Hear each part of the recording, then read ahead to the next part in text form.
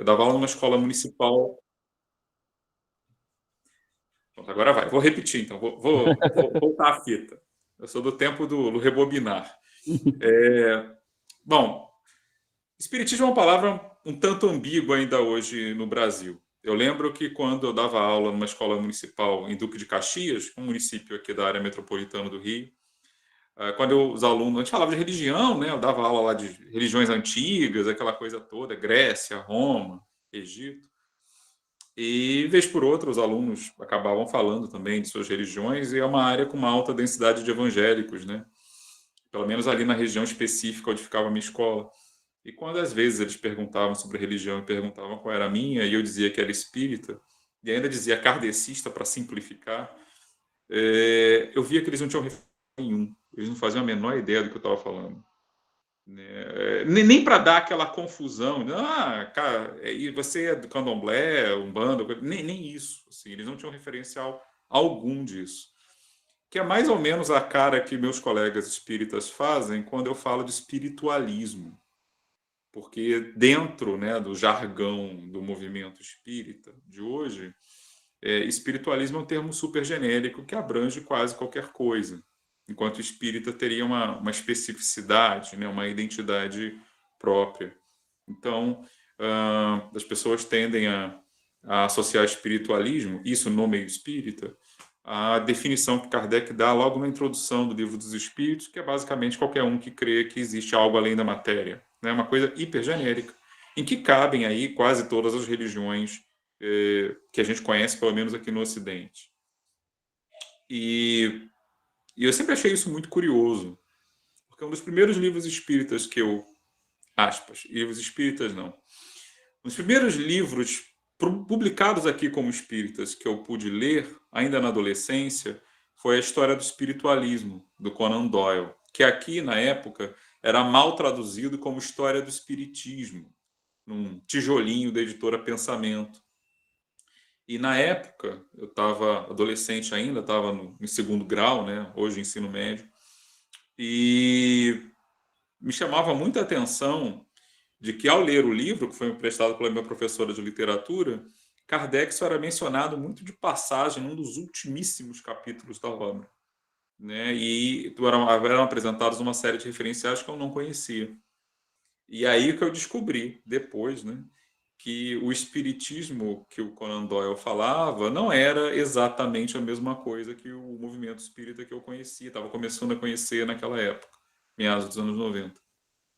E a partir daí, passaram-se os anos, eu fiquei com essa curiosidade, né? Eu notava que muitos dos autores, médiums e obras citadas pelo Conan Doyle não pareciam ser muito conhecidas por aqui.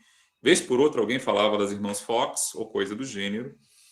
E bem mais para frente, muito tempo depois, já formado em História, eu me dei o trabalho de procurar conhecer um pouquinho melhor esse tal de espiritualismo que não era o espiritismo, de que o Conan Doyle falava. A princípio, sem compromisso nenhum, porque era uma curiosidade pessoal. E depois,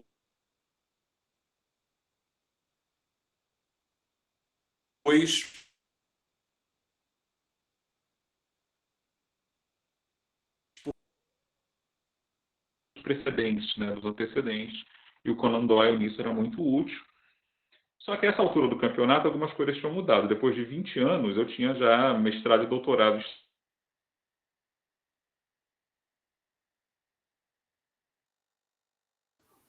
Para mim travou, eu não sei se eu tô travado.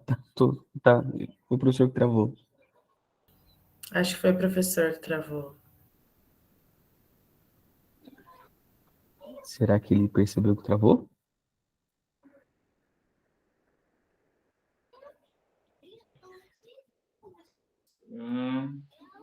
O professor nos ouve? Oi, vocês me ouvem? Agora sim. Eu vou fazer uma experiência aqui, que eu acho que é o meu Wi-Fi que não está muito bom. Vou ficar só na rede do celular para ver se melhora. Se não, vocês me dão um alerta. Ou se eu cair completamente, vocês já sabem por quê. Que aí é Tá um bom. azar do.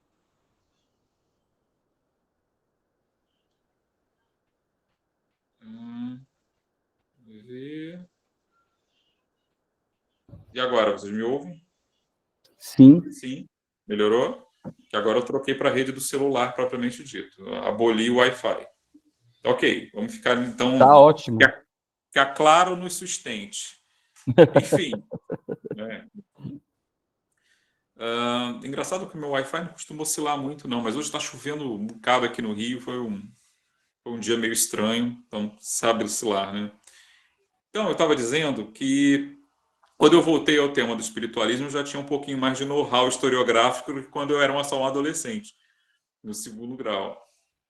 E aí eu comecei a não apenas a comprar fontes primárias ou a baixá-las da internet, né? São livros de domínio público, fáceis de achar. E eu também comecei a ler um pouquinho de historiografia a respeito. E assim, a minha pesquisas de pós-graduação eram todas voltadas para ideologias políticas do século XX, conservadorismo, nova esquerda, coisas desse tipo, né? Temas, digamos assim, mais fáceis de encontrar, né? Mas assim, know-how historiográfico é um negócio que facilita muito a sua vida, mesmo que você migre do tema, você já está escolado, você já fica mais safo, né? E então eu comecei até por curiosidade, interesse pessoal, religioso também, mas eu também comecei a consumir esse tipo de literatura, vamos dizer assim, mais acadêmica. E aí, quando chegou, dei várias versões desse curso lá no meu centro, foi interessante, e eu percebi que no movimento espírita brasileiro havia ainda há, né? Não é havia não, há uma lacuna muito grande. As pessoas tendem a achar que o espiritismo é uma espécie de movimento que surgiu por si mesmo em algum momento do século XIX. Até sabem vagamente que tem alguma coisa nos países de língua inglesa, sabem alguma coisa de que houve as tais irmãs Fox e as pancadas, mas não tem um conhecimento muito claro de que, na verdade, o movimento espiritualista era um universo onde o espiritismo francês era apenas uma galáxia, né? Os espíritas têm essa ilusão de que nós somos pioneiros nessas coisas e tal, e na verdade não é bem isso. E mesmo o espiritualismo americano, onde ele primeiro surgiu, né, depois migrou para a Inglaterra e daí para o resto da Europa, ele também era profundamente devedor de uma série de movimentos religiosos, filosóficos e científicos e populares que já estavam em curso desde um tempinho antes, né? E aí, aos poucos, eu fui vendo que, na verdade, o espiritualismo anglo-americano, vamos dizer assim, ele se encaixava muito bem com as tendências que o protestantismo dos Estados Unidos estava experimentando, né? Estava criando ali no fins do século XVIII, começo do século XIX. E até agora, esse é um ponto que eu tenho me chamado a atenção e algo que eu pretendo pesquisar mais a fundo, mas por enquanto a única coisa que eu pesquisei formalmente, que eu publiquei mesmo, foi um artigo conjunto com o Marcelo Bulão, talvez, não se lembro se eu mencionei no bate-papo com a Gabi, que era um artigo sobre raça, né, sobre a questão de um certo ideário racial, né, racialista, melhor dizendo, que aparecia em algumas obras espiritualistas aí do século XIX e mostrava como elas bebiam também, né, nessas ideias que circulavam pela cultura americana do século XIX, meados do século XIX, antes da Guerra Civil em particular. E como isso também repercutia, né, como isso também aparecia no espiritismo francês, que foi a parte que o Marcelo se ocupou melhor, né? Então, hoje, o que me interessa muito no espiritualismo, como também no espiritismo, é esse diálogo entre esses movimentos e, digamos assim, essas ideias, né, esses movimentos intelectuais, reformistas e religiosos também que circulavam aí pelos meados, mais ou menos, do século XIX. Então, dito isso, né, de onde tirei essa ideia? Quem sou eu? Não sou nenhum mega expert na história do espírito. Sabe, daqui a uns anos eu consiga, comendo muito feijão intelectual, eu consiga chegar a esse nível, mas por enquanto eu sou apenas assim, um curioso com formação acadêmica, mas no meio de um lugar que está muito deserto. Então, assim, não tem exatamente muita concorrência. E uma coisa que é engraçada, né? Mesmo quando se vai à historiografia nos Estados Unidos, as obras que existem tratando disso de um ponto de vista acadêmico são relativamente bem escassas, que é uma coisa que é muito curiosa, né? Elas têm aumentado de número de uns anos para cá, mas assim, não são enche exatamente uma prateleira numa estante. Se você for falar daquelas que têm mais relevância, que são sempre citadas, é uma coisa muito peculiar. A coisa começa a estourar mesmo aí pelo final dos anos 80, mas ainda hoje é uma escassez de pesquisas sobre isso. Torna o tema, do ponto de vista pragmático acadêmico, mais interessante, né, para quem está se iniciando. Bom, então, o que eu pensei em fazer é dar para vocês uma pequena noção de como é que surge, muito rapidamente, esse movimento espiritualista, do que ele tratava, em que ele difere, em linhas assim, bem gerais, do espiritismo que se instalou no Brasil, e aí abrir para as perguntas sobre aquilo que vocês acharem de mais relevante, né? Quando o espiritualismo surge, né, é difícil estabelecer uma data precisa. Existe uma data que é marcada, consagrada, 31 de março de 1848. Mas, na verdade, é muito fácil achar vários antecedentes, né? Nesse período, o que estava acontecendo nos Estados Unidos, em linhas gerais? Vivia-se um período que é chamado na história de Segundo Grande Despertar, quase um terceiro, que é um período de revivescência religiosa que, nessa primeira metade do século XIX, era marcado particularmente pela inspiração cristã, né, e o estímulo a uma série de movimentos de reforma social. O maior deles, o mais importante, é o abolicionismo, né, que lutava contra a escravidão e que, enfim, consegue uma grande vitória aí com o resultado da Guerra Civil. Mas que tinha uma conotação fortemente religiosa, né, fortemente ligada ao estado do protestantismo americano, ali nas primeiras décadas. Mas que também passava por várias outras coisas, né? Havia movimentos de defesa dos direitos das mulheres, né? O que a gente chamaria de um feminismo de primeira onda ali também. Tinha movimentos de vestuário, movimentos pelo vegetarianismo, movimentos de combate ao consumo de álcool, movimentos falando numa linguagem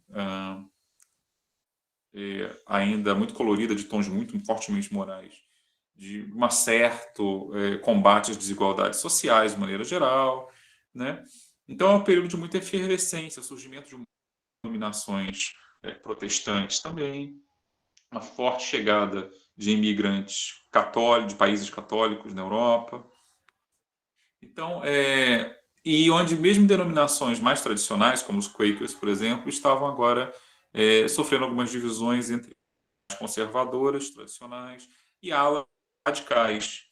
E o que era legal em muitos desses movimentos, nas suas alas mais radicais, era, digamos assim, a ideia de que o entusiasmo religioso deveria se traduzir por algum tipo de ação, né? Você tornava o reino de Deus, digamos assim, mais palpável, tentando melhorar as coisas aqui na Terra, em vez de esperar pelo além, né? Ou pelo juízo final, enfim, por uma espécie de apocalipse futuro. Quando, em 1848, as irmãs Fox têm lá o episódio das pancadas, né? Os famosos episódios em que elas viviam, a família Fox vivia numa casa, num vilarejo rural no interior do estado de Nova York, que por si só era uma região muito rica de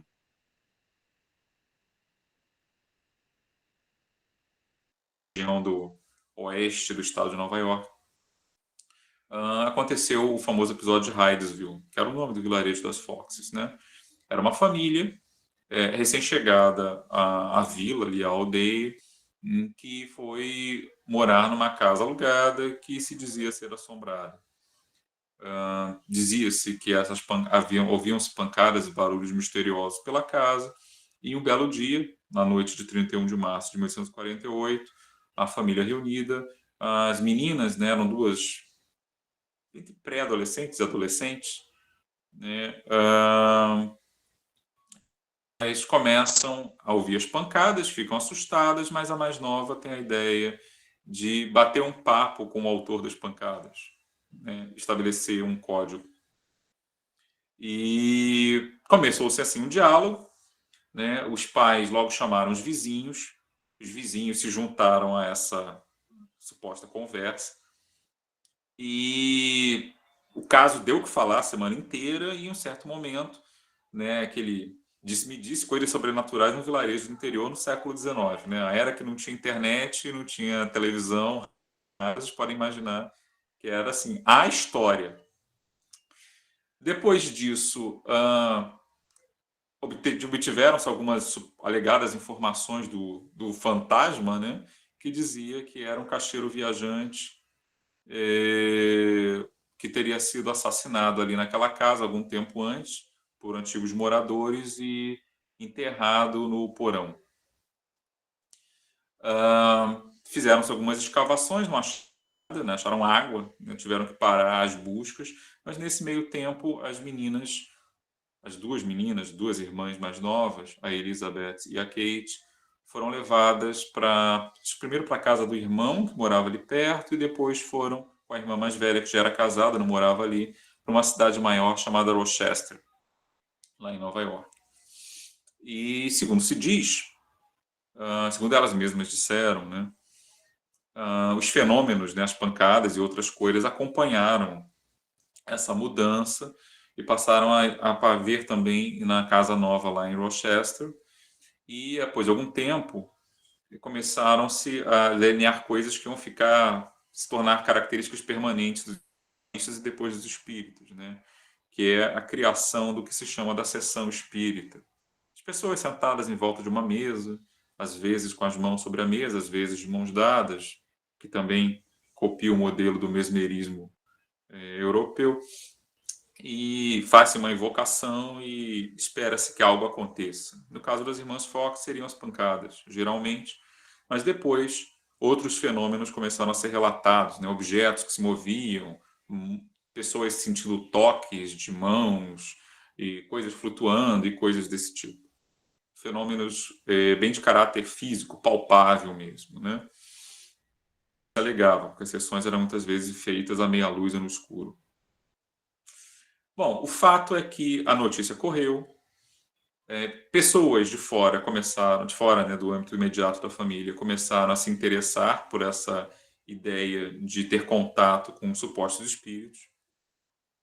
As Foxes começaram a dar consultas, digamos assim, né, ou seja, promover sessões para tentar contatos com espíritos de pessoas falecidas de outras pessoas fora do seu âmbito imediato.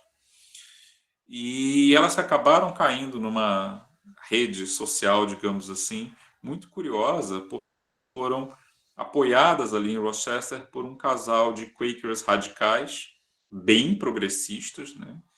E isso acabou as colocando no meio de uma rede de comunicação, digamos assim, de pessoas com essa tendência, né, de reforma religiosa, reforma moral, reforma social. E a coisa culminou quando elas fizeram uma apresentação digamos assim, era uma espécie de centro cultural, no dizer de hoje, né, que tinha ali em Rochester, onde se faziam palestras, davam-se cursos, e elas fizeram uma apresentação paga, com um salão lotado, onde teriam reproduzido, né, as pancadas, e nomeou-se uma comissão para ver se havia fraude, ou se havia realmente alguma autenticidade ali nos fenômenos. Então, elas começaram a ficar bem famosas, primeiro em Rochester, depois ali em outras cidades da região de Nova York. Com o passar do tempo, essa técnica, vamos dizer assim, da sessão espírita, né, foi logo batizado com o termo francês séance, né, o sitting, né, começaram a se formar outros grupos tentando reproduzir a mesma técnica. geralmente família, né, ou famílias com seus amigos, o que depois os espíritas chamariam de grupos familiares. E começou-se a criar uma rede de pessoas tentando conversar com os mortos. E é muito legal, né, assim, historiograficamente falando, quando a gente começa a tentar o que favoreceu, né, o espalhamento tão rápido desse tipo de prática. Então, a gente começa em 1848 e em 1852 ou 3, isso já chega na Europa, primeiro na Inglaterra, depois França e vários outros países. Aqui no Brasil, se não me engano, em 1853, um jornal do Ceará já dá uma noticiazinha falando sobre esse tipo de coisa, né? E o que alguns historiadores que falam disso dizem é que, se a gente olhar, por exemplo, os índices de mortalidade nos Estados Unidos, que era um país relativamente próspero para os padrões do século XIX, com muito espaço, né, uma grande população ainda no meio rural, a gente vê que havia bons motivos para se querer conversar com os mortos, né? Quase todas as famílias tinham entes queridos falecidos, particularmente filhos, né, crianças que tinham morrido ainda muito cedo. A medicina ainda era um tanto primitiva para os padrões de hoje, ainda era a era da chamada medicina heróica, onde os tratamentos eram quase tão ruins ou piores que a doença, né, sangrias, coisas desse tipo, de baixa eficácia também. E havia, já na cultura americana em particular, um interesse por terapias alternativas, porque elas eram mais baratas, menos invasivas, deixavam menos sequelas físicas, né? Então, mesmerismo, o uso de clarividentes, sonâmbulos, como era a terminologia usada, né? Vale esclarecer, não eram pessoas que andavam dormindo. Sonâmbulos eram pessoas que entravam em transe e que supostamente veriam, né, de maneira paranormal, assim, informações sobre o doente e também, por meios extrasensoriais, prescreveriam curas. É um termo que também veio dos magnetizadores ou mesmeristas europeus, que já circulavam ali pelos Estados Unidos também e chamavam bastante atenção. Então, a crença de que forças invisíveis atuavam, inclusive, seja produzindo efeitos físicos, seja favorecendo curas, seja prescrevendo remédios diferentes daqueles do médico, e muitas vezes de forma voluntária ou barata, isso já favorecia uma crença em que espíritos poderiam, por que não, se manifestar. Então, existe uma espécie de febre nesses primeiros anos do espiritualismo, embora os números dos adeptos sejam sempre muito inflados, né? As pessoas falavam em milhões, e é uma coisa que a gente não tem como quantificar, mas é altamente improvável. Mas eram práticas que de início ainda não eram vistas exatamente como uma religião à parte. Eram vistas como uma espécie de descoberta. Então, esses espiritualistas, boa parte deles eram bons cristãos, inclusive clérigos, né, de várias denominações, mas que viam ali a chance de experimentar, digamos assim, fenômenos espirituais em primeira mão. Os Estados Unidos é um país largamente, esmagadoramente protestante, já habituado com inovações religiosas. De novo, lembro, era uma época de surgimento de muitas denominações novas.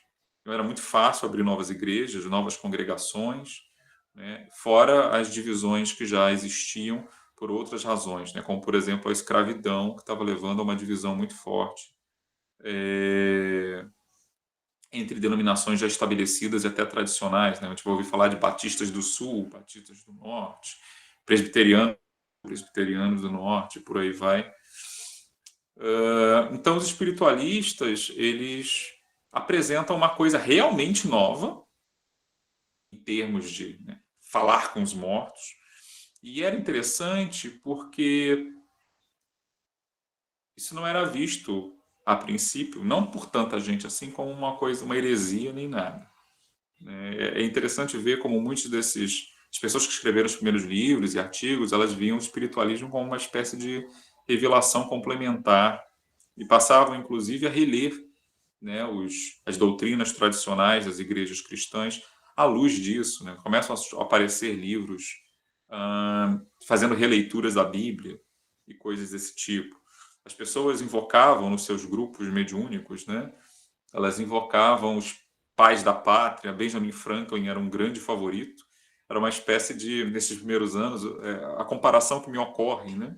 Não é perfeita, mas Benjamin Franklin era mais ou menos como Bezerra de Menezes se tornaria para os espíritos no século XX, né? Aquele espírito que aparece em tudo quanto é lugar, manda mensagem em tudo quanto é lugar, né? Se torna um favorito, né, nas evocações, o guia espiritual de um monte de gente, mas tinha outros, né? Thomas Jefferson, George Washington, algumas celebridades bíblicas também começam a dar o ar da graça. Afinal, se você pode chamar um morto, vamos para as cabeças, né? O pessoal começou a apostar alto nisso.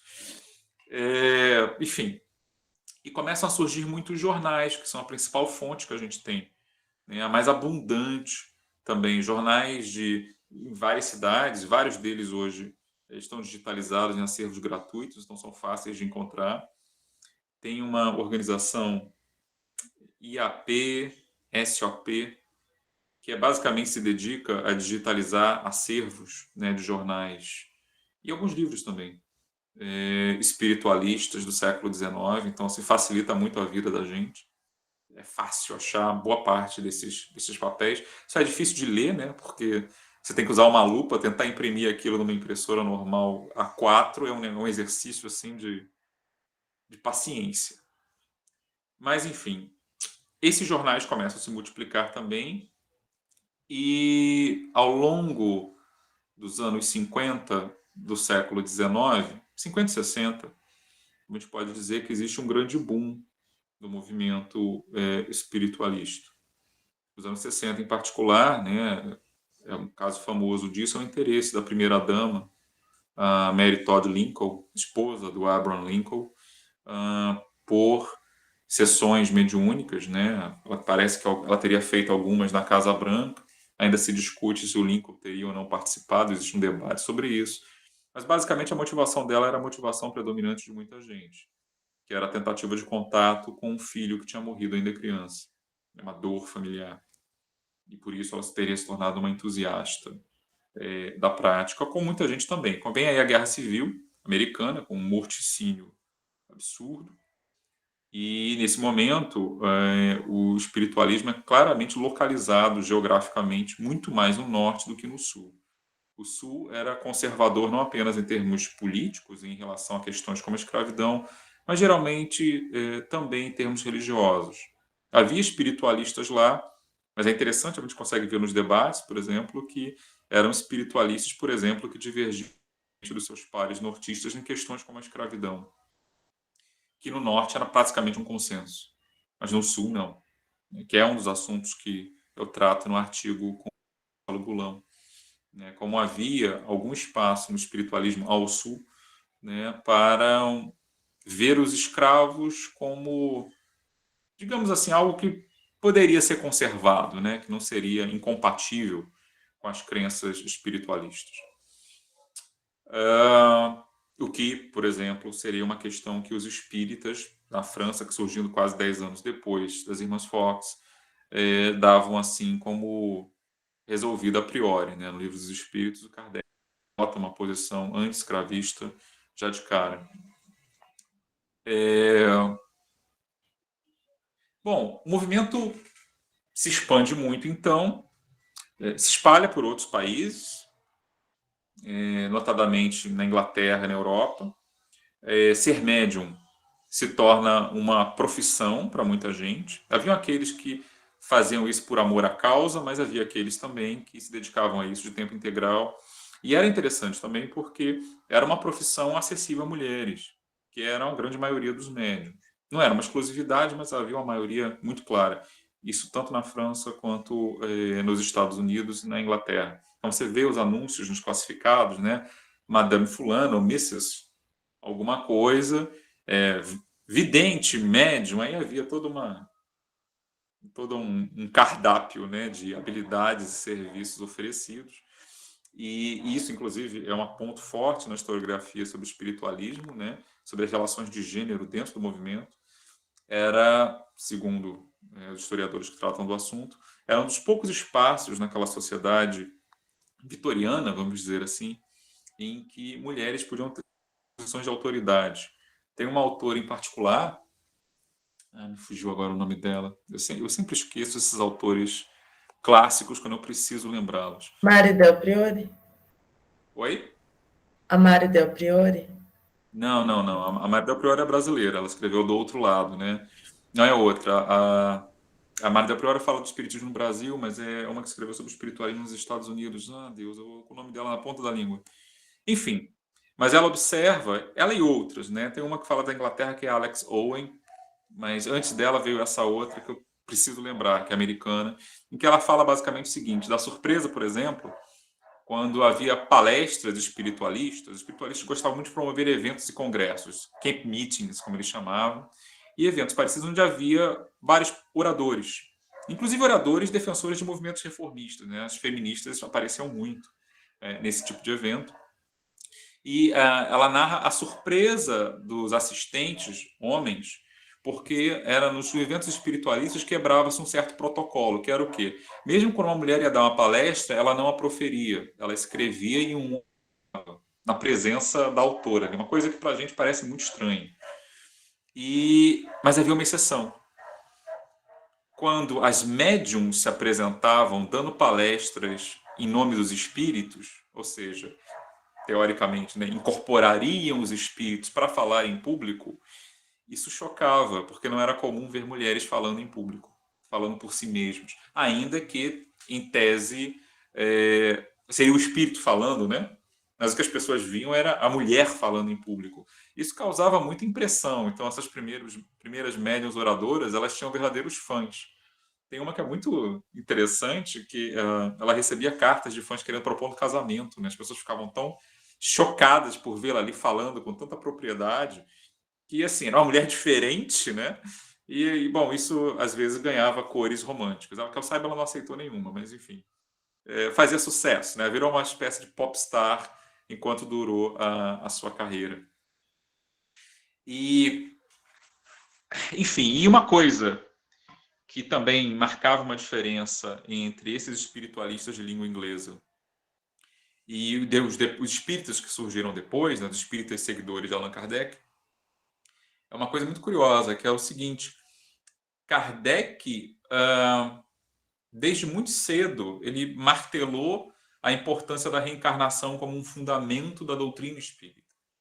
Então, você tem a questão da alma, tem a comunicabilidade com os ditos mortos, mas tem a existência de Deus, mas também tem a pluralidade das existências, que é o jargão espírita para isso, né? Ou seja, a ideia de que cada um de nós somos espíritos imortais e que nós morremos e renascemos na matéria várias e várias vezes em diferentes condições. Então, quem é hoje um brasileiro do sexo masculino em tal classe social poderia reencarnar, digamos, em outro país, como mulher, numa classe social totalmente diferente. Nobres poderiam se tornar camponeses, escravos poderiam se tornar senhores e vice-versa, né? E Kardec bate muito na importância disso. Os espiritualistas, não. Em 1870, Emma Hardis Britten, que escreveu A História do Espiritualismo Moderno, que é a primeira grande história do movimento, é uma fonte importantíssima, enorme, também um calhamaço, e ela narrava as suas viagens, ela ainda falava com muita estranheza dessa ideia. E o próprio Kardec, depois, em algumas de suas publicações, ia observar que a chamada escola americana, como ele dizia, né, não falava ou não aceitava a reencarnação, o que, para ele, né, ele justifica como um efeito dos preconceitos de cor, principalmente, de cor e raça. Na verdade, indo às fontes, o que parece é que simplesmente os espíritos nos Estados Unidos não costumavam falar do assunto, curiosamente. Né? Tinha muitas semelhanças em várias coisas, mas nisso realmente não se falava. Se você for ler os primeiros livros, pelo menos aqueles que eu tive a oportunidade de botar as mãos e processar, né, não se fala nisso de volta. Fala-se, por outro lado, a cosmologia é diferente. Fala-se num progresso constante, como no espiritismo, o que os espíritas de hoje chamam de evolução. Kardec falava de progresso do espírito, né? Mas no mundo espiritualista anglófono, esse progresso se dava da seguinte maneira: você, ao morrer, você vai para as chamadas esferas espirituais, que são hierarquizadas, ou seja, existem as mais baixas e você vai subindo. E você vai aprendendo, estudando e tendo experiências lá, e você vai subindo naturalmente até chegar ao topo. Você não volta para cá, né? A não ser que você tenha alguma missão a cumprir por aqui, mas assim, você não renasce na matéria. Você sai da matéria, não volta mais.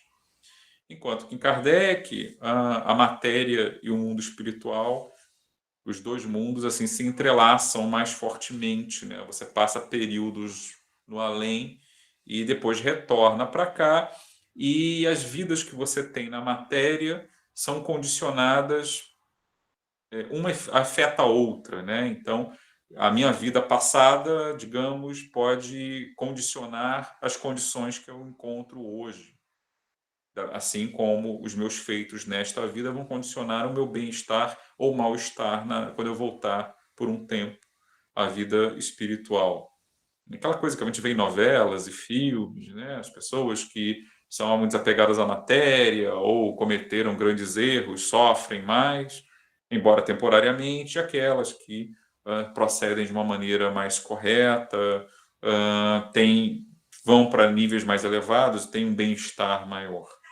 Lembra muito, na verdade, o cristianismo tradicional nesse ponto, né, das recompensas e punições.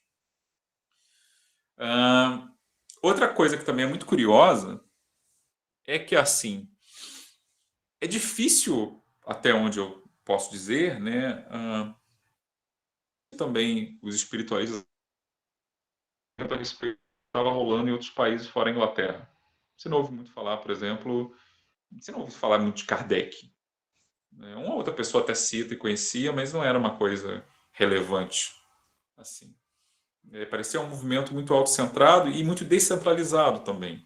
Não havia também, ainda comparando com o espiritismo kardeciano, não havia um codificador, que é o termo que foi atribuído depois a Kardec, né? Uma pessoa que teria autoridade para, digamos assim, ir filtrando o que se tornaria doutrina e o que não se tornaria, né? Um líder intelectual, espiritual, como Kardec foi. O movimento espiritualista é muito caótico.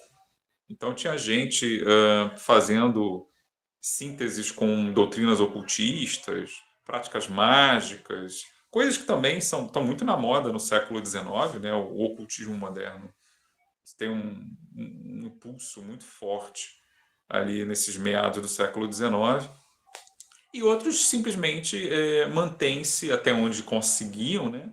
Mantinham uma relativa fidelidade às suas filiações religiosas tradicionais, mas adicionando, né, as práticas espiritualistas, escrevendo livros sobre revelações, né, fazendo releituras, como eu disse, espiritualistas das doutrinas bíblicas, revisões do cristianismo e coisas desse tipo. O que também vai suscitar uma literatura muito interessante de combate, né, de os ortodoxos tentando provar por A mais B porque o espiritualismo era uma coisa pecaminosa, demoníaca e coisas do tipo. E, por fim, um outro aspecto do espiritualismo que eu acho que vale a pena destacar, especialmente para quem nunca teve contato com isso, e que os espíritas também tiveram, né? Acho que perderam em grande parte, mas é a fé profunda de que não se tratava apenas de mais uma doutrina religiosa, mais uma denominação, e sim que os fenômenos dos movimentos, dos objetos, das pancadas, das vozes, das materializações, né, que era quando um espírito ganhava forma visível e tangível, né, do nosso ponto de vista aqui, que toda essa realidade espiritual poderia ser demonstrada cientificamente e de forma empírica. Kardec tinha o diferencial de que, embora ele reconhecesse a possibilidade de efeitos físicos, ele achava que o mais importante eram as ideias, eram os chamados efeitos inteligentes. Por isso, os espíritas brasileiros e franceses, embora eventualmente lidassem com efeitos físicos, falassem do assunto, não davam tanta ênfase. enquanto no mundo anglo-saxão, particularmente americano, esse esforço por demonstração visível era uma coisa muito forte. Os médiuns mais famosos geralmente eram aqueles, não apenas que recebiam mensagens de espíritos, mas eram aqueles que conseguiam fazer, digamos assim, instrumentos musicais flutuarem, né? Que conseguiam passar por testes e experimentações de cientistas e pessoas que tentavam desmascarar ou, se não, provar de forma objetiva e científica a realidade de determinada categoria de fenômenos. Havia muito fortemente essa ideia de que, portanto, o espiritualismo não era uma coisa em que você simplesmente tinha fé. Era algo que você conseguia combinar a religião no seu melhor, mas você também conseguiria dar digamos assim, uma demonstrabilidade, nem sei se a palavra existe, né? Moderna, né? Ou seja, ela conseguiria juntar o empirismo da ciência e também a questão moral, ética, filosófica da religião no seu melhor. E isso daria ali isso renovaria o mundo. Kardec falava muito disso também. Ele também tinha essa esperança, né? Ele até estabelecia certas previsões nos seus ápices de entusiasmo. Ele achava que, digamos, em meio século depois da sua carreira, né? Provavelmente o espiritismo já seria uma coisa reconhecida mundialmente, que a comunidade científica teria que dar o braço a torcer e constatar a realidade dos fenômenos, e que a melhor explicação para esses fenômenos, uma vez demonstrada a sua realidade objetiva, seria a tese espírita, né? A ideia de que existe um mundo espiritual para além desse mundo material em que vivemos, que ele interage o tempo todo com esse mundo material e que você conseguiria demonstrar a realidade dele. Então seria uma questão de fé tradicional, né? Não vejo, mas creio, e sim uma questão de uma fé racional. Não apenas faz sentido do ponto de vista filosófico, mas ela teria um embasamento científico. O que explica, no século XIX, essa ênfase em fenômenos físicos, que, por sua vez, também foram uma faca de dois gumes, porque, bom, quando se profissionalizou a mediunidade, havia um encorajamento, né? Havia um incentivo, digamos assim, econômico para que os médiuns apresentassem resultados. Então, desde muito cedo, havia notícias, para além do ceticismo de muita gente, havia também desmascaramentos, médiuns que eram pegos criando, por meios bastante materiais, bastante mundanos, os supostos efeitos que eles queriam demonstrar, né? Na França, em particular, depois da morte de Kardec, existe um caso que ficou famoso, o famoso processo dos espíritos, que era quando o cara que assumiu a presidência do que tinha sido a sociedade criada por Kardec, ele passa a promover um homem que dizia tirar fotografia dos espíritos, que era uma moda da década de 70, em particular, e esse cara depois, a polícia se interessou por ele, fez uma investigação, e ele foi preso e confessou que, de fato, ele fraudava as fotos, né, e ele ganhava muito dinheiro com esse fenômeno, né, e o próprio Ley-Marie, né, esse presidente da Sociedade Espírita, ele acabou sendo envolvido no processo. Se não me engano, ele foi preso até por um tempo com alguém que teria ajudado a promover essa fraude, né? Embora, ao que tudo indique, ele na verdade acreditava também nisso, como tantos outros também, né? Outros casos similares apareceram em outros países. Então, essa questão da fraude e o combate intenso por parte não só dos céticos do ponto de vista da ciência, por exemplo, mas também os céticos do ponto de vista religioso, né, começaram a impor algumas derrotas consideráveis a esses movimentos. Talvez o ápice disso em língua inglesa tenha sido no final da década de 1880, quando as irmãs Fox deram uma entrevista, uma delas em particular, acho que a Margaret, que era do meio, ela deu uma entrevista dizendo que as pancadas que eram tudo um truque, que era uma brincadeira de criança, que ela estalava juntas, né? E que tinha sido uma brincadeira, que tinha ido longe demais, e que ela não tinha conseguido parar, e que as pessoas acreditavam porque queriam acreditar. E isso saiu na imprensa, né? Isso gerou um escândalo danado. Mas nessa altura do campeonato, o movimento já estava consolidado. Quer dizer, as irmãs Fox, embora elas fossem vistas como iniciadoras de um movimento, elas não eram vistas propriamente como autoridade dentro do movimento. Né? Já havia, desde muito cedo, havia outros grupos, outros médiuns, etc. E para complicar um pouco a situação do desmentido humano, depois a mesma Margaret deu outra entrevista se desmentindo, dizendo que ela estava passando por um aperto financeiro muito grande, que é verdade. A Kate e a Margaret tiveram uma vida muito difícil depois que chegaram à idade adulta. E a Margaret, se não me engano, era ela que tinha problemas com alcoolismo, perdeu a guarda dos filhos para a mais velha, Lia. Enfim, teve uma briga ali grande em família. E ela disse então, que tinha sido subornada, né, para dar a primeira entrevista. E ficou o dito pelo não dito, o movimento seguiu em frente.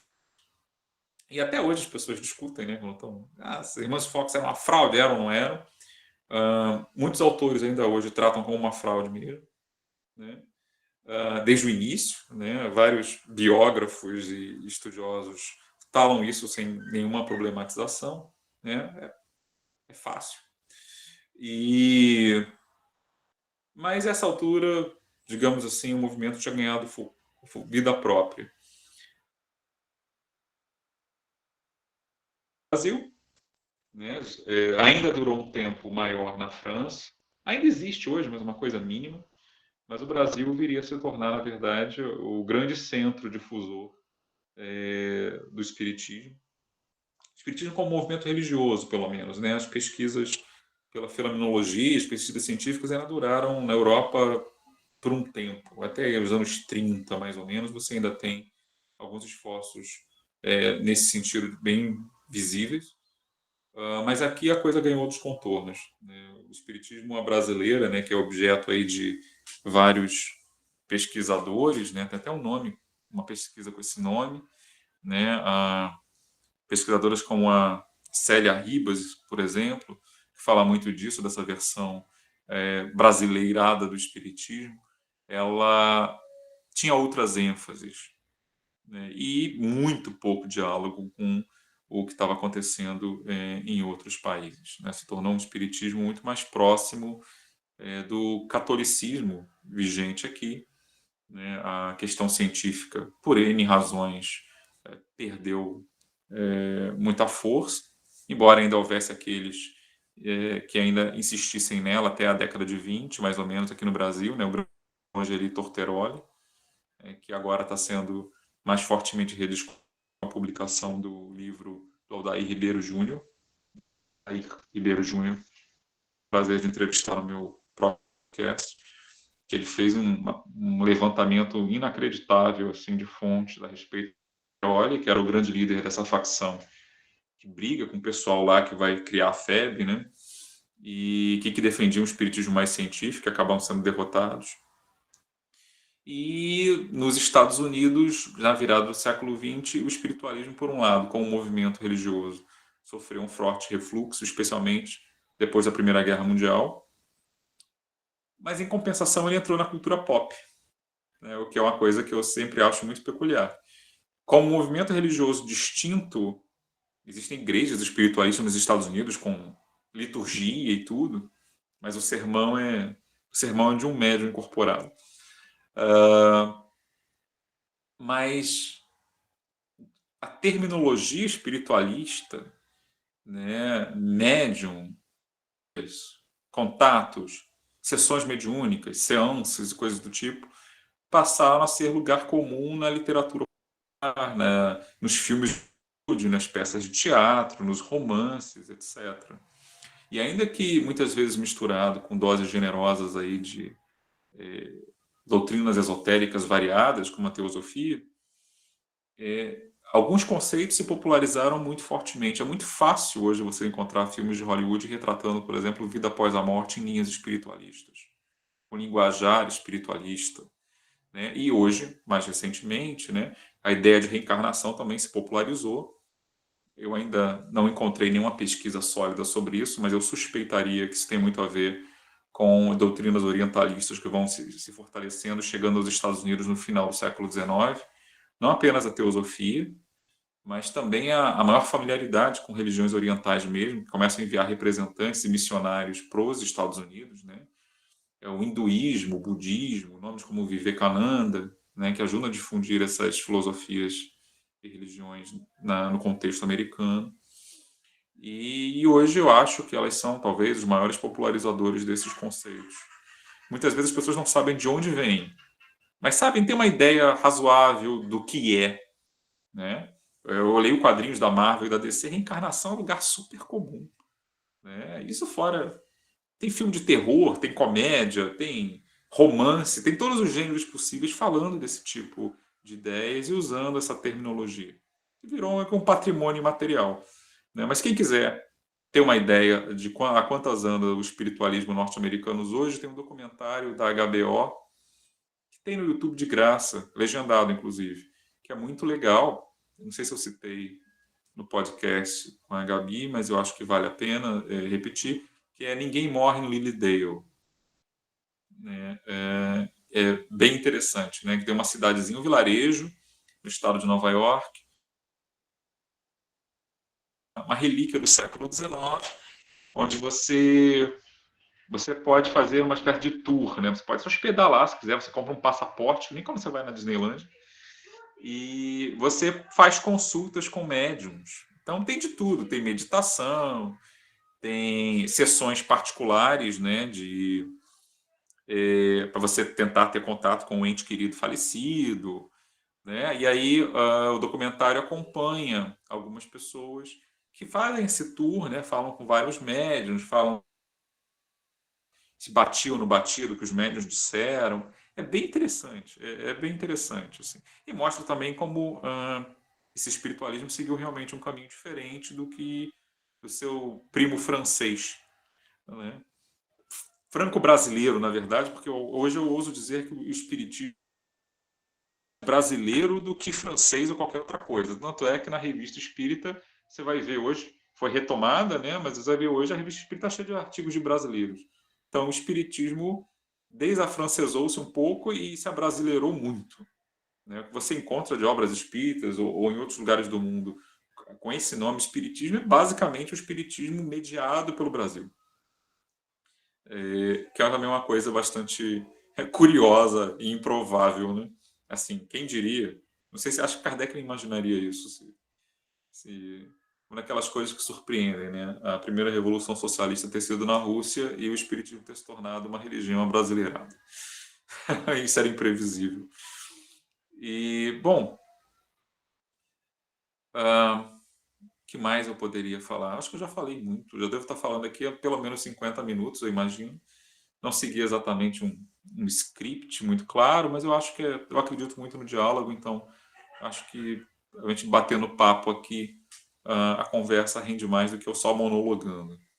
Então, eu abro aí para as perguntas, para as observações de vocês, vai ser um prazer trocar. Muito obrigado, professor. A hora passou, nem vi. Muito bom te ouvir. O Júlio está com a mão levantada. Pode abrir seu microfone, Júlio, fica à vontade. Oi, boa noite, Rodrigo, tudo bem? Você estava falando um pouco sobre esse conceito de como o espiritualismo, o espiritismo, eles se difundiram muito na cultura pop, né? Que é uma coisa bem interessante mesmo. E você comentou sobre reencarnações e tal. Eu venho de uma família espírita, né? Que por muito tempo foi espírita. E daí eu tive contato com esse conceito por muito tempo, né? E eu acabei estudando eu estudei bastante religiões orientais, como budismo, hinduísmo e shintoísmo. Né? O shintoísmo não chega a ser uma religião, né? É mais um sistema de crença, eu diria, do Japão. Porém, ele absorveu muitos conceitos do budismo, né? Como, por exemplo, a reencarnação. E que isso é uma coisa que o budismo e o hinduísmo têm, que é uma das poucas coisas das quais eles não divergem, né? Entre si. E por conta disso, eu acredito que por conta tanto do hinduísmo quanto do budismo terem tido bastante influência em mercados de entretenimento muito grandes, como Estados Unidos, Japão, e tem muitos missionários na Europa também, eu acredito que esses conceitos mais populares foram sendo mais difundidos, né? Por exemplo, nos anos 80, eu conheci também, já conversei com ele, era um escritor do Japão, que eu gosto muito do trabalho dele, é um estudioso de religiões, mitologias do mundo todo muito bom. Me fugiu o nome dele agora, porque é um nome complicado, mas ele escreveu uma obra literária nos anos 80, de 3 livros, que era uma novela que tratava sobre a reencarnação de 2 deuses shintoístas, e ele disse que ele se inspirou completamente, puxando isso tudo do budismo para ao livro dele. Então ele fez uma mistureba muito grande. E esse conceito, na época, ele ficou um pouco mais underground, né? Porque os anos 80 não tinha internet. E ele se espalhou bastante pelos próprios praticantes desse sistema de crença, né, do shintoísmo e entre os budistas, né? Que acharam muito interessante esse conceito de até os próprios deuses deles reencarnarem. Então acabou sendo eu li o livro, ele é bem interessante, assim, ele foi traduzido apenas por terceiros, por português, né? Ele um conceito bem interessante. É ficção, né? É uma ficção da Sessão da Tarde. Porém, achei esse pequeno trecho de como o conceito da reencarnação ele está tão difundido no Oriente que sistemas religiosos, sistemas de crença que não tinham esse conceito, começaram a absorver ele, até por intermédio da cultura pop. E eu achei isso interessante. Era só isso. Isso é interessante, né? Pois é. Não existe religião pura, né? Para começar, nem quando elas surgem. E é interessante essas coisas, como elas se influenciam umas das outras. Eu vi uma pesquisa, já faz uns anos, não sei se ela foi atualizada, mas que é uma coisa mais ou menos assim, de que aproximadamente, acho que um terço dos americanos, norte-americanos, que se diziam religiosos, acreditavam em alguma coisa, acreditavam em reencarnação. Pois Considerando um país cuja religião dominante são as variedades do cristianismo, eu acho que os pastores e padres devem estar meio preocupados com esse tipo de coisa. Mas eu com tenho certeza. que tem absolutamente tudo a ver com isso. Sim. Não precisa de missionários, é uma ideia que está pegando muito. Não sei se você já ouviu falar, Júlio, assim, eu soube disso muito superficialmente.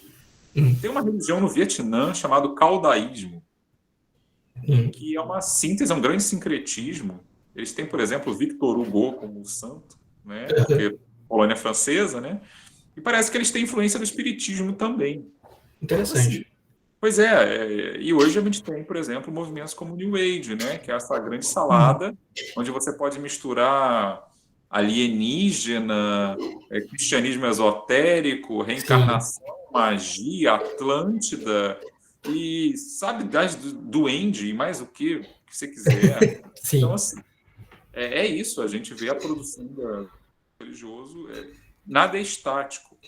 Assim como aqui mesmo no Brasil, né? Se você for para centros espíritas aí, os de Umbanda, que são fortemente mais influenciados ainda pelo espiritismo de Kardec, você tem centros espíritas que pegam práticas esotéricas as mais variadas, né? E aí suscitam também reações ortodoxas, aí começa uma briga interna para ver quem é fiel e quem não é. Sim. Assim, é um negócio muito interessante. Mesmo sendo um movimento pequeno, reproduz em menor escala muitos dos problemas e processos de transformação que o cristianismo também lida, né? Sim, com certeza. Alguma vez eu ouvi alguém comentando que esse tipo de coisa é religião open source, né? Quando a gente tem aberto a edições de vários movimentos, né? Isso acontece mesmo no Brasil, é muito comum. Eu já vi vários, assim, pessoalmente. O tempo todo. Há um tempo atrás, eu lembro, por exemplo, de uma longa entrevista no jornal o Globo, que é um dos maiores jornais do país, mas é sediado aqui no Rio, que falava de um cara, acho que era uma paróquia do Leblon, católica, que tinha visões de santos. Eu ia lendo a fala dele, eu não lembro o nome agora, mas para ele ter saído no Globo numa entrevista de página inteira, porque ele chamou muita atenção. Eu fui lendo, e assim, cara, isso parece... Não fosse a insistência na Virgem Maria, né, para se ele era devoto mariano, assim, o que ele está descrevendo aqui parece tirado de uma biografia do Chico Xavier. Pois é.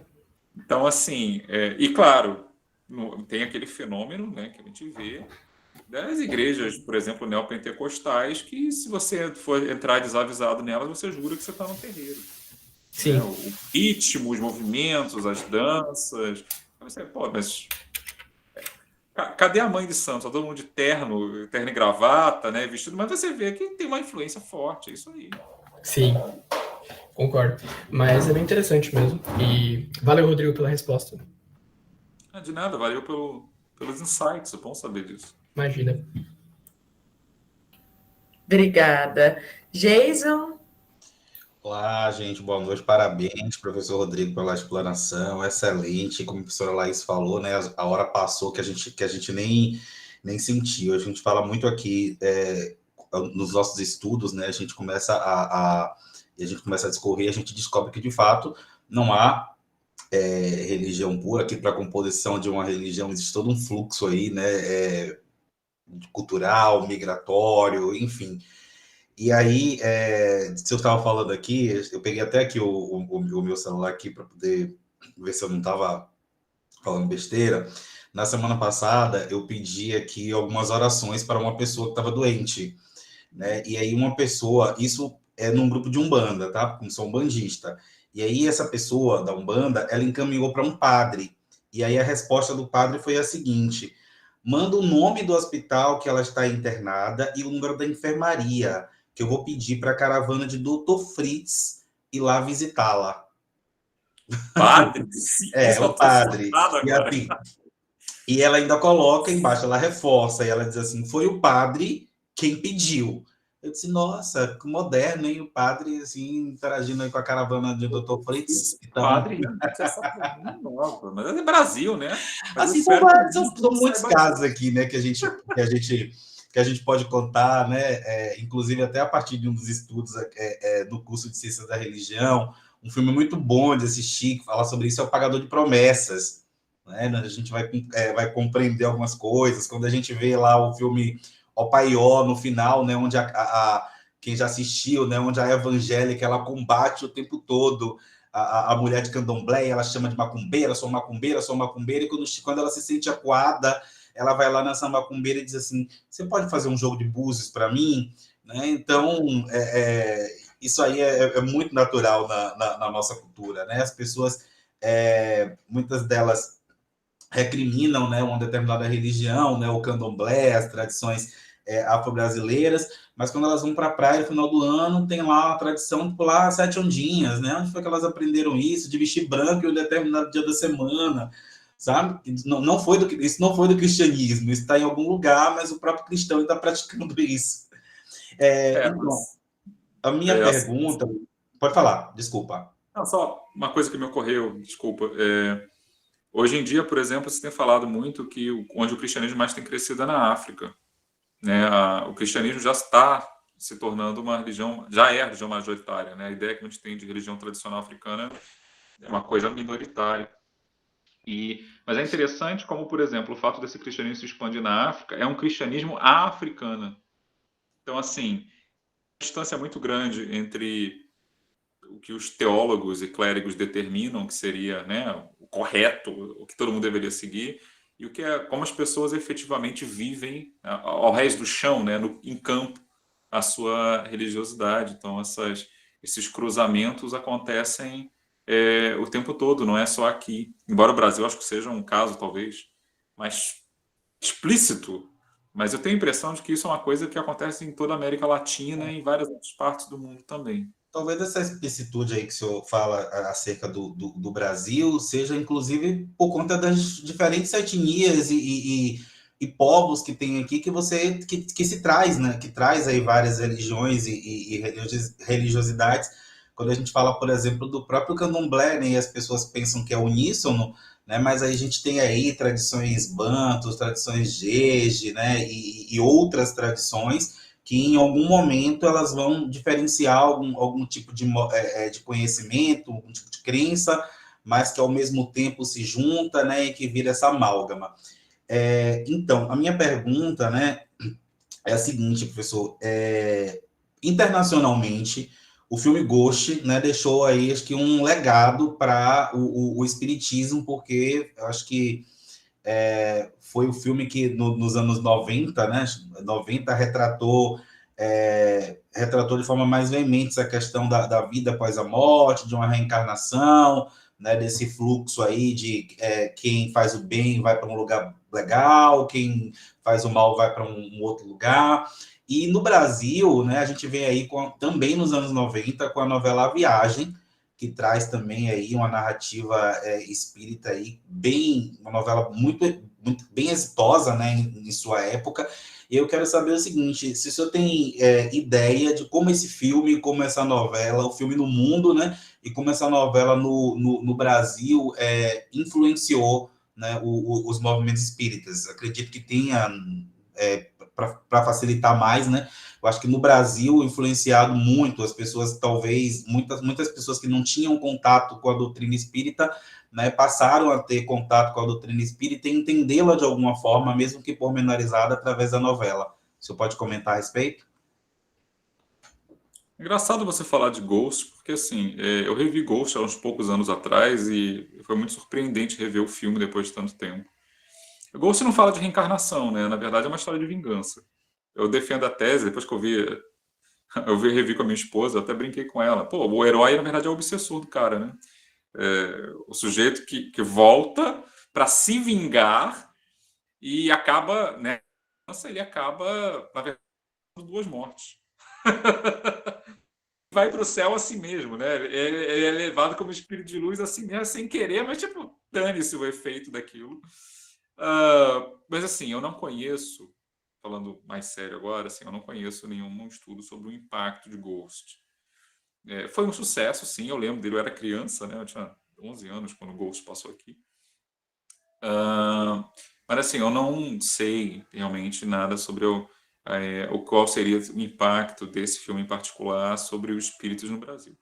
A viagem, sim, eu lembro, porque era a época que eu estava me iniciando no espiritismo. A primeira vez que eu fui no centro espírita foi em 94, que é justamente o ano que a viagem começou a passar. Eu não lembro em que mês ela começou, mas eu lembro, sim, de que já na época muitas pessoas já comentavam nas palestras que os centros estavam cheios, porque a novela tinha feito um sucesso absurdo.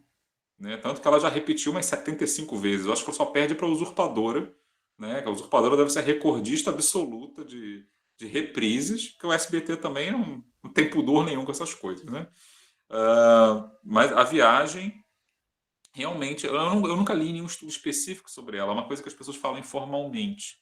E eu sei que mesmo as reprises dela fazem muito sucesso. Né? O Alexandre virou meme, né? Quase 30 anos depois mais de 20 anos depois, durante a pandemia, né, Alexandre ainda vira meme, o fantasma, a assombração mais querida do Brasil. Né?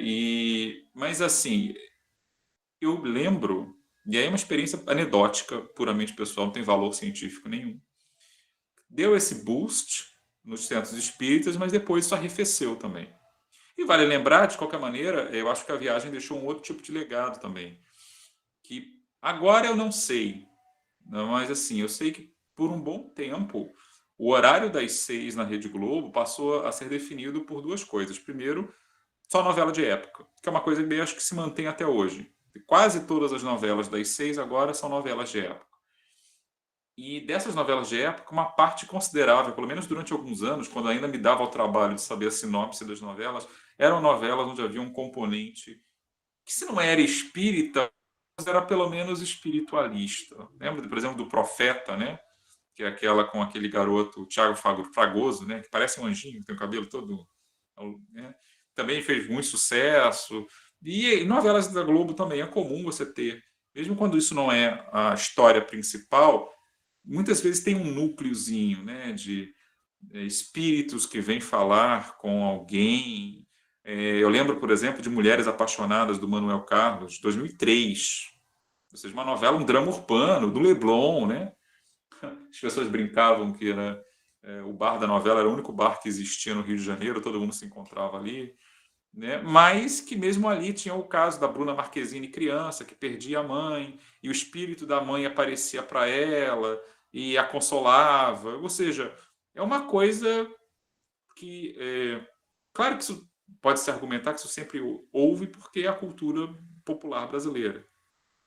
Mas eu acho que talvez a viagem tenha intensificado mais isso no ponto de vista da Rede Globo em particular, que era a emissora líder nas TVs abertas, né? Ainda é.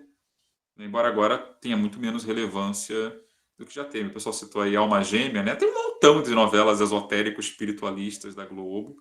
E, assim, a maioria delas que eu me lembre foi bastante popular. Então, mas eu não sei dizer se isso teve impacto, digamos assim, no número de espíritas, confesso, daquela pessoa que se reconhece como tal. Aumenta, ao que parece, o interesse por um tempo, mas eu não sei se isso repercute em números. Eu, por exemplo, ainda não consegui ver, acho que não sei se saiu os números do censo mais recente, em termos de religião, né? Eu vi em termos de número de população, só, número de habitantes só. Eu estou muito curioso para saber se o número de espíritas aumentou, estagnou ou caiu. Né? E eu acho que o fenômeno como a viagem, não sei se... Eu não consigo imaginar ele acontecendo agora. Porque a televisão aberta perdeu essa importância, a coisa está mais descentralizada, né? As pessoas vêm falando de séries. E séries são milhares. Não sei se existe alguma produção que seria capaz de chamar a atenção como a viagem pôde no seu tempo. Então, assim, eu não tenho respostas para te dar, Geison, infelizmente. Só anedotas. Mas o que eu sei, e isso é empírico, mas, de novo, não é uma observação científica, é que a Rede Globo abraçou muito fortemente esse tipo de temática nas suas produções. Né? E para ideia disso. Né? Só agora, com Vai na Fé, que ela abraçou os evangélicos, depois de décadas de relutância, apesar do crescimento. Então, assim, é interessante como você vê isso, esse antes e depois. Quando acontece, acontece para valer. Provavelmente vai se repetir, né, daqui a mais tempo. Mas eu não consigo recordar, por exemplo, de nenhuma novela da Globo, e corrijam se vocês lembrarem, em que, por exemplo, sei lá, tivesse candomblé ou umbanda no centro da sua trama. Entende? É sempre uma coisa... O espiritismo parece uma aposta segura, talvez porque é uma coisa muito classe média, né? Que é muito acessível, né? Está aberta a várias coisas. Eu não sei se, por exemplo, hoje, agora que eles abraçaram os evangélicos, talvez por isso mesmo, não sei se dariam o mesmo destaque às religiões afro. Porque parece que o Vai na Fé foi realmente um fenômeno de audiência. Meus alunos da noite no UFRJ comentavam da novela. Ou seja, eu perguntei a eles, como é que vocês assistem a novela se vocês estão aqui no horário? Ou seja, o pessoal vai atrás da internet para assistir, fora do horário. Então, assim, para você fazer isso nessa geração, é porque realmente a coisa foi muito forte.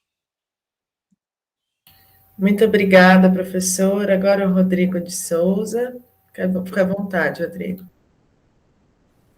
Ok, obrigado. Boa noite a todos. Meu xará, né? Só tem um Farias no meio aí. Atrapalhar, né? Fazer o quê? Doutor, então, cientificamente, assim, nós poderíamos colocar espiritualismo e espiritismo. Então, espiritualismo praticamente poderia se associar a qualquer outra religião. Seria isso? Vamos lá. Esses termos são sempre confusos. É que nem quando você pergunta a alguém do que você é, a pessoa diz, sou cristão. O que significa isso? No Brasil, eu sei que é evangélico. Quem usa essa denominação necessariamente é evangélico. Mas poderia ser ortodoxo armênio, poderia ser ortodoxo grego, poderia ser católico de 1000 ritos. Enfim, então. Tem um movimento espiritualista, esse que eu estou falando, que recebeu esse nome de um jornalista que hospedou a Kate Fox na sua casa por 2 anos, porque tinha perdido também um filho e queria ter sessões exclusivas e acesso fácil ao outro mundo. O Horace Greeley, que foi muito importante.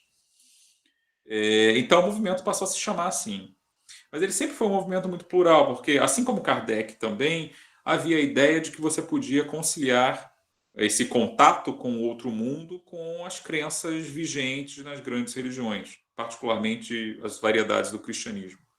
Né? Claro que havia quem discordasse, e se você for ler o catecismo católico, provavelmente vai dizer que não é bem assim. Mas isso era uma esperança que Kardec também tinha, os espiritualistas ingleses e americanos também. Ou seja, a ideia de que era como se você tivesse descoberto uma nova tecnologia. E que essa tecnologia, digamos assim, como ela poderia ser demonstrada pela ciência, uma vez demonstrada, e os mais entusiastas diriam que ela já foi demonstrada, então, na verdade, as outras religiões teriam que se curvar a isso e basicamente tentar absorver, né, esse conhecimento científico, né, às suas realidades. Então havia essa ideia. Por isso, por exemplo, Kardec fala muito da terceira revelação. A primeira seria o judaísmo, a segunda seria o cristianismo, a terceira seria o espiritismo, né? E que se dane o islamismo e os outros ismos que orientam o resto do mundo. Uma coisa bem francocêntrica. Mas, enfim, havia esse ideal. Mas Kardec definiu espiritualista de uma forma muito ampla também. E essa definição que pegou entre os espíritas, que é a ideia de que do espiritualismo da filosofia, né, de que espiritualista é quem acredita que existe algum elemento no mundo para além da matéria, apenas isso. E aí vale tudo, até platonismo você pode encaixar nessa denominação super genérica. Os espiritualistas, por sua vez, eles eram mais específicos. Os espíritas hoje, aqui no Brasil pelo menos, eles gostam de distinguir espírita de espiritualismo porque tem uma certa hierarquia embutida. Então, se você se diz espírita, por exemplo, Allan Kardec, mas você acredita, sei lá, em cristais, cromoterapia e pratica reiki, digamos, eles vão dizer, você não é espírita, você é espiritualista. Ou seja, você é alguém que não tem aquele compromisso identitário com a doutrina espírita. Isso do ponto de vista dos espíritas mais ortodoxos, tá?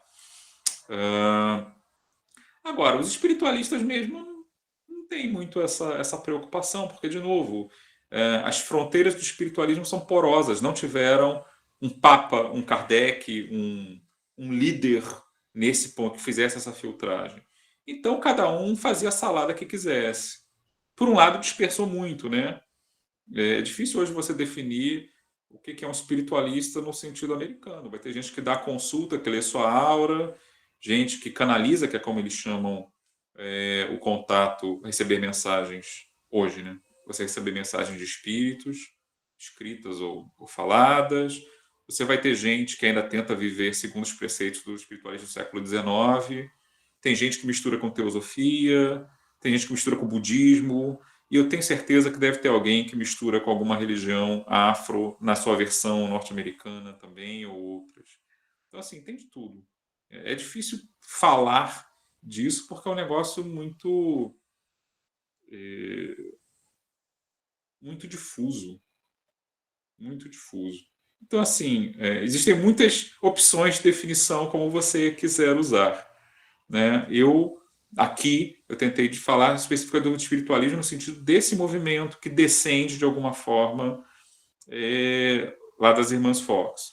Então, a gente pode dizer que o espiritismo é uma forma de espiritualismo, uma ramificação mais específica dele. Mas poderia incluir várias coisas. A teosofia, por exemplo, teve influência espiritualista. A Blavatsky começou a carreira como médium espiritualista. Depois esnobou, né? Depois disse que o que ela achou lá com os seus mestres ocultos era muito melhor e que mediunidade era meio que perda de tempo. Mas a influência ficou.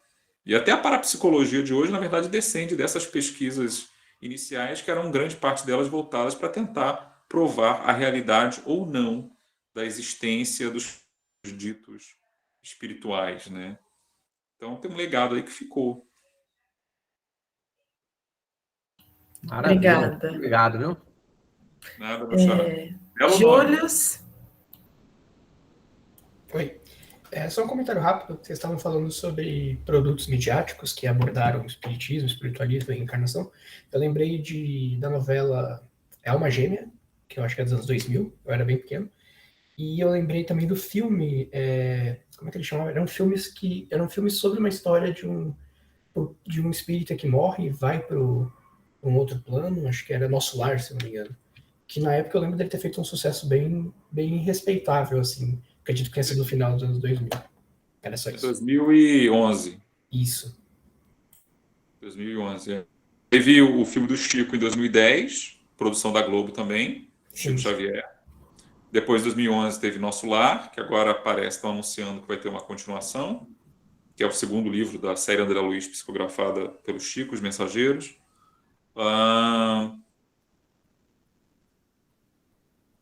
Acho que foi um sucesso de bilheteria.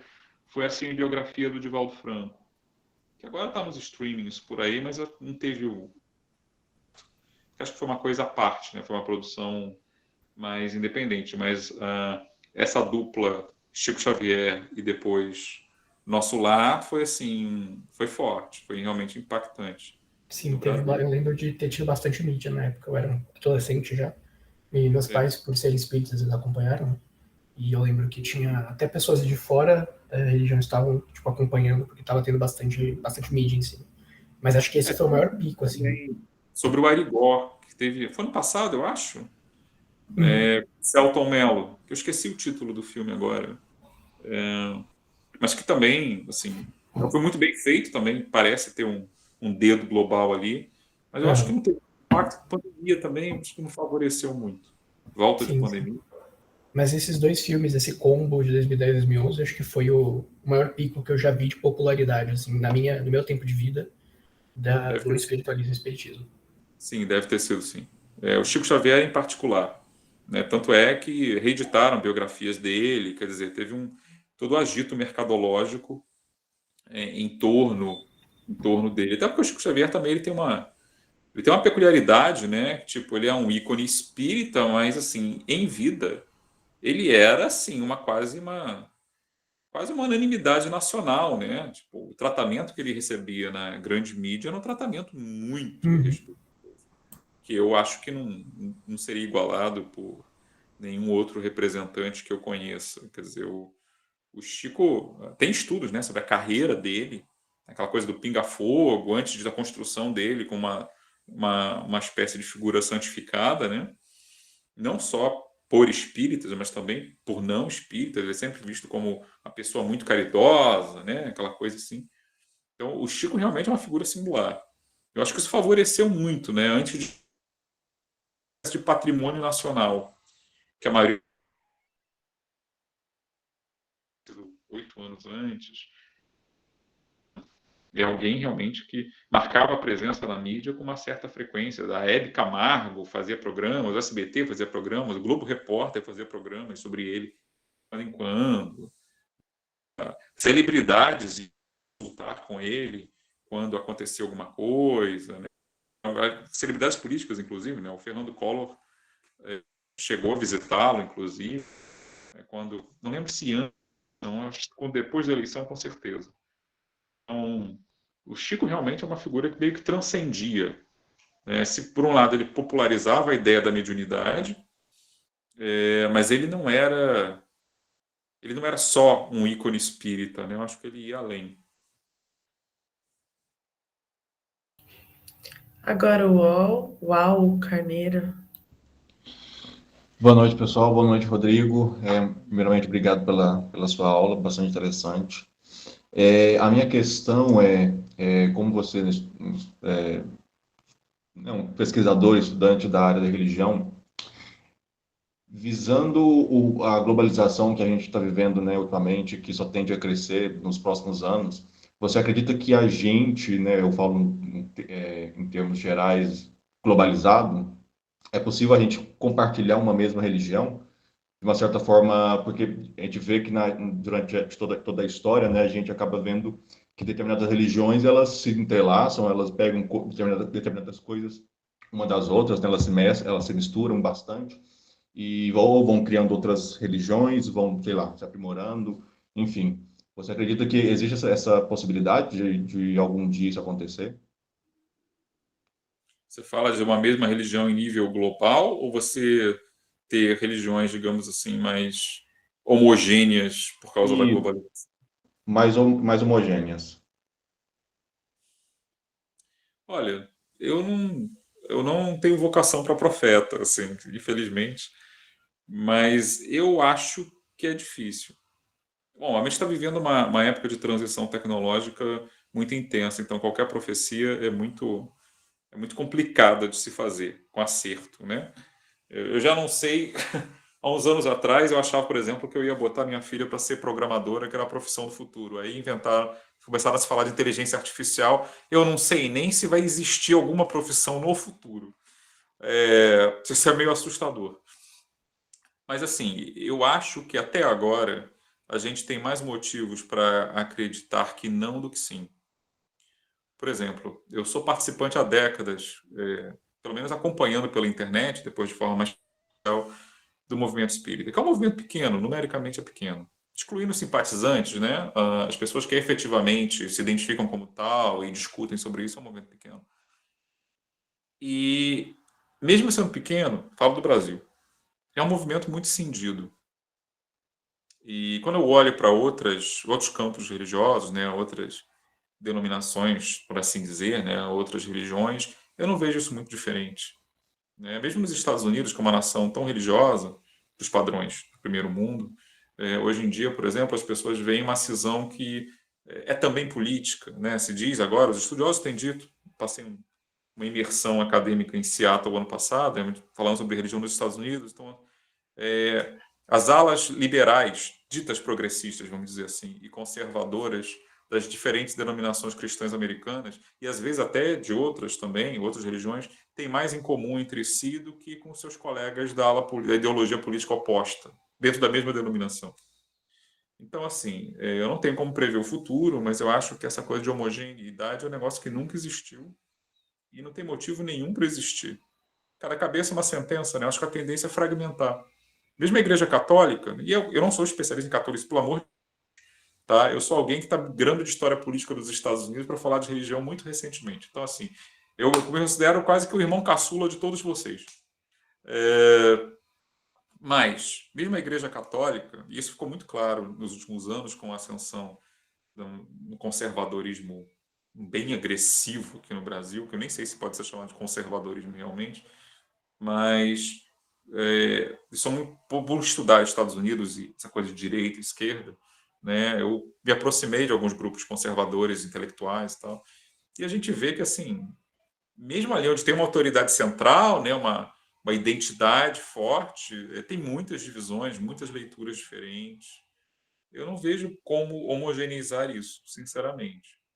As pessoas vão ter práticas diferentes, interpretações diferentes, vão receber influências externas diferentes, como foi bem dito. Né? Tem gente que vai ver um filme de Hollywood e vai se empolgar com alguma coisa que viu, vai ter outros que não, que querem a ortodoxia, que querem que seja conforme está no texto canônico. E eu vejo isso o tempo todo. Tenho colegas que defendem a corrente. Né? Eu gosto muito de perguntar para eles, que obra espírita você reconhece pós-1869, né? Que foi a data da morte de Kardec. E é uma discussão muito engraçada, assim. Eu acho hilário, né? Porque eu sou historiador, então, assim, para mim, historicidade é um negócio que é perfeitamente natural e inevitável. Né? E as pessoas que se apegam muito à ideia de uma ortodoxia, de uma pureza doutrinária, elas parecem achar que é possível você manter realmente uma coisa estática e 100% preservada ao longo do tempo. Nunca foi assim com absolutamente nada. Nenhuma doutrina que eu conheça, mesmo as recentes. O Espiritismo é uma religião jovem, né? Relativamente. Então, não acho que seja, não. Acho que, inclusive, o desafio talvez seja outro. É tentar criar laços de solidariedade, contato e cooperação, apesar das divergências, que inevitavelmente vão surgir.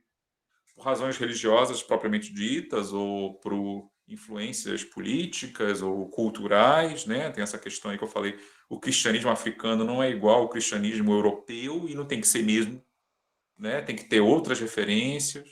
Eu vi num livro outro dia que eu comprei, Confissões de um Animista, que é de um clérigo católico, mas que ele vai africano, que ele vai falando da infância, da juventude dele na religião tradicional africana e como ele não renega isso, mesmo sendo um clérigo católico. Quer dizer, ele é fiel à Igreja Católica, formalmente, mas ele não trata a sua religião passada, digamos, como um cristão militante tratava o paganismo no século III, né, querendo queimar os templos ou coisas desse tipo.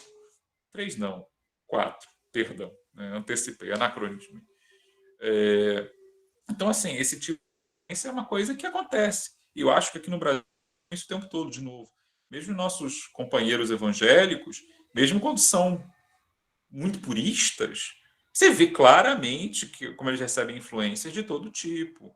Teologia da prosperidade não é uma coisa antiga, é uma coisa recente. Arrebatamento é uma doutrina norte-americana, inglesa, na verdade, depois norte-americana, também recente, não é uma doutrina propriamente bíblica. E fora sem falar nas misturas com... quem vai num culto da Igreja Universal, né, já fui algumas vezes, quer dizer... os pastores todos de branco recitando 1001 categorias de Exus e Pombagiras, quer dizer, é uma versão de cristianismo que toma como referência, ainda que negativa, outra religião e a valida, ou seja, ele diz, o Exu existe mesmo, só que é o demônio. Mas, entende? De alguma forma ele diz, então existe de verdade, de alguma forma, ainda que com outra chave de interpretação. E isso acontece o tempo inteiro, então eu não vejo como ter homogeneidade, não. Só se acontecer alguma catástrofe planetária, a população encolher muito e dar um boot na religiosidade humana. Eu acho que o caminho para frente é uma pluralidade cada vez maior, uma fragmentação cada vez maior, e daí o que vai acontecer depois disso, eu não sei. Mas eu não vejo nenhum, finalizando, em suma, eu não vejo nenhum sinal que aponte para qualquer tendência de homogeneidade em qualquer grande religião que seja. E mesmo as não tão grandes como o espiritismo, né? Pelo contrário. Obrigada, professor. Temos uma pergunta aqui no chat. Professor, boa noite. Há algum tipo de extremismo no espiritismo? Bom, como eu disse sobre os nossos colegas americanos, assim como eles têm recortes ideológicos de origem política dentro das mesmas denominações, o espiritismo não é diferente disso. Tem sim.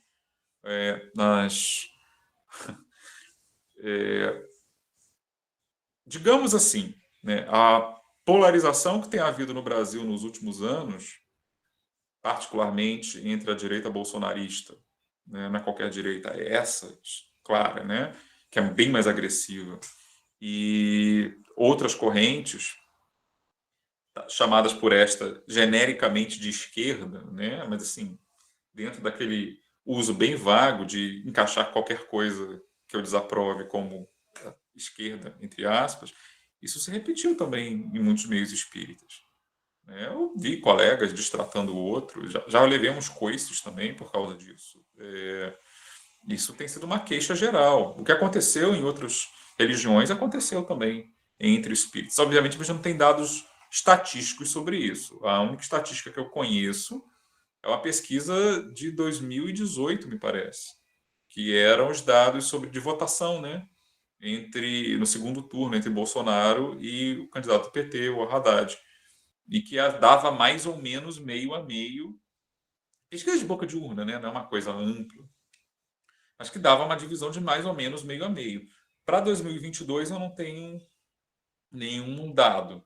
Até gostaria de saber, né, como é que anda, mas assim, eu sei que isso não é só anedota minha, eu vi isso de muitas pessoas. As mesmas divisões que houve em outros lugares, a gente viu muito claramente entre espíritas também. De brigas dentro de centro, dissidência, rompimento de amizades, né? Isso aconteceu, acho que de uma forma mais ampla mesmo, e eu acho que o movimento espírita apenas refletiu isso, como outros setores da sociedade também. Não são imunes às tendências gerais. Inclusive, para quem quiser um exemplo empírico, você vai em qualquer rede social grande, procura pesquisar lá em comunidades espíritas, tem algumas milhares de membros, pesquisa lá Divaldo Franco, Bolsonaro, e vê as discussões que aparecem. Muitas recentes, algumas até de agora ainda, mas dos 2 últimos anos em particular. Quer dizer, tem havido, inclusive, ataques muito severos ao Divaldo, que era visto como uma figura, nunca foi unânime, mas era uma figura assim, muito respeitada, né, dentro do meio, mas que tem se alinhado de forma mais sutil, outros fizeram isso de forma muito mais explícita, alinhado com algumas falas e algumas visões que são associadas à direita bolsonarista, e levou muita pedrada por isso, né?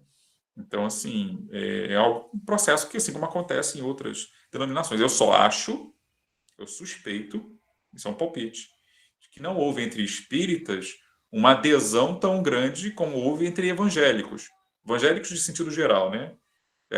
A esse tipo de vertente política. Eu acho que o grau ali foi menor. Mas eu não estranharia se ainda tivesse aí pela ordem do meio a meio. Né? Isso pelo menos até o ano passado. Depois, não sei. Eu sei que quando houve os ataques lá do 8 de janeiro, pela primeira vez eu vi, em meu tempo de vida, a Federação Espírita Brasileira emitindo uma nota condenando aquilo. Para mim, isso foi um fenômeno, porque geralmente a FEB, ela, se não for questões como aborto, né, a legalização do aborto, coisas desse tipo, ela geralmente se mantém afastada desse tipo de coisa, mas ela se sentiu, de alguma forma, obrigada a falar sobre aquilo. Eu achei isso representativo, mas não sei o impacto que teve. Né? Se alguém mudou de posição por conta disso ou não, não sei. Seria interessante saber. Tem uma pesquisa que eu acho que está esperando a ser feita. Se algum de vocês fizer, por favor, depois me avise, porque eu adoraria ler. Muito obrigada, professor Rodrigo. Muito bom te ouvir. Chegamos já no teto do nosso horário. Agradeço a presença e a participação de todas as pessoas que estão aqui. É muito bom poder ter, né, esse contato, esse diálogo e a participação de vocês, o interesse. Isso também vai gerando novas perguntas, novos problemas, né, e abrindo esse diálogo e a oportunidade da gente debater vários temas, né, e sob novas perspectivas. Agradeço demais, professor Rodrigo, e passo a palavra para você se despedir da gente. Muito obrigada. Eu só tenho a agradecer pelo convite, foi um prazer. Estou sempre à disposição no que meus modestos saber permitir. E, assim, se vocês tiverem entre vocês, né, alguma pesquisa sobre esses temas, assim, eu adoraria saber também. Né? Eu faço parte do NUEST, né, o Núcleo de Estudos de História do Espiritismo, coordenado por mim e pela minha colega e intrépida líder Adriana Gomes. E, assim, eu tenho tido o prazer de conhecer muita gente fazendo pesquisa, né, em várias partes do Brasil sobre isso. Não são muitas pessoas, mas são valiosas. Então, é sempre bom fazer esse tipo de contato. Estou aberto aí a qualquer iniciativa. E considerem-se também convidados. Agora, na quinta-feira, às 19h30, no canal do Lepide, tracinho no ESH, com SH. Depois eu posso mandar para o Saulo, se vocês quiserem, o link. A gente vai ter mais um encontro virtual, uma live como essa também. Só que dessa vez a gente não vai falar de espiritismo propriamente dito, a gente vai falar de intolerância religiosa com o Babalaô e professor Ivanir dos Santos. Mas a gente já tem vários eventos, assim, mais focados provavelmente na questão do espiritismo e correlatos, né, lá no canal. Acho que vale a pena para quem tem curiosidade dar uma olhada, porque a gente está, aos poucos, tentando criar essa rede, né, de pesquisadores com essa temática comum, para ver se divulga um pouquinho. O espiritismo é muito popular no Brasil como religião, mas assim, pesquisa acadêmica sobre ele, a gente está tentando achar as pessoas e tentar aproximá-las um pouquinho. E o NUEST basicamente serve para isso. Então, considerem-se aí convidados. Será um prazer tê-los com a gente. Obrigado pela chance. Obrigada, professor. Não vai passar muitas noites analisando discursos de fóruns, tá? Já passei 20 anos e poucos nisso. Agora eu amadureci. Chega. Maravilha. Um pouquinho de saúde mental para a gente também. Obrigada, professor. Bom estar aqui com vocês. Obrigada, professor Saulo, pela articulação. Estaremos juntos em breve. Tchau, em breve. Muito obrigado, queridos. Obrigado, professor Rodrigo. Forte abraço. Valeu. Obrigado. Tchau, tchau. Tchau, tchau. Boa noite, gente. Até a próxima. Boa noite. Obrigado. Tchau, tchau. Tchau, tchau. Boa noite.